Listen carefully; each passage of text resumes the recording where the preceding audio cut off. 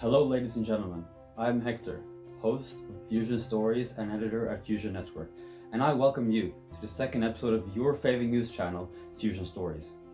On the 15th of January, there was a massive volcano eruption in Tonga, a country in the Pacific Ocean, according to an article written by the BBC.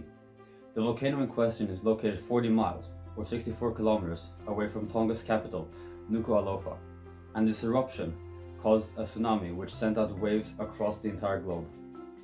Now before we continue, for those of you who do not know, here's some quick information about Tonga.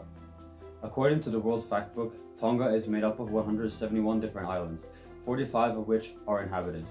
Most of the total population, which is 105,000 people, live on the island of Tongatapu, which is where the capital Nuku'alofa is located. Both the shock waves caused by the eruption itself and the waves sent out by the tsunami were recorded all over the world. The following image from BBC's article shows how long after the eruption shock waves were felt in different areas. As seen in the image, shock waves were first reached Australia, then North America, and finally Europe. This next image shows the times that waves caused by the tsunami were recorded. Once again, because of its geographic location, in relation to the volcano, the waves first reached Australia, then areas in Asia and North America, and lastly South America. The eruption caused massive damage to the islands around it. According to another article by the BBC, images from Tonga show, quote, the Pacific Islands blanketed in a layer of volcanic ash, while in coastal areas, the waves have torn down trees and ripped buildings apart, end of quote.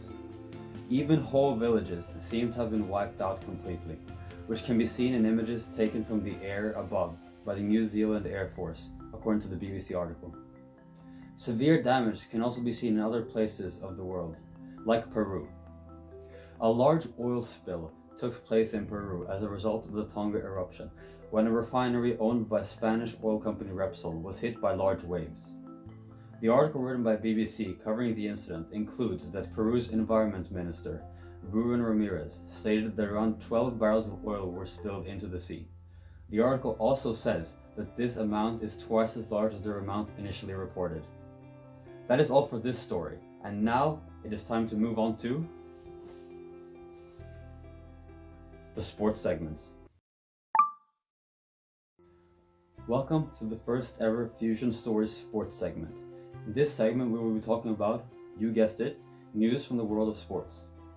This month, one of, if not the biggest stories in the sports world has been the situation with tennis world number one Novak Djokovic in Australia.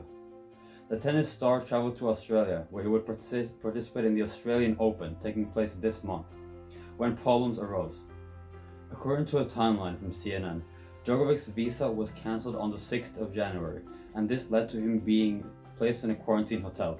This was because it was stated in a letter from the Australian Health Minister Hunt to Tennis Australia that, quote, a COVID-19 infection alone in the past 6 months does not meet the requirements for quarantine-free entry, end of quote.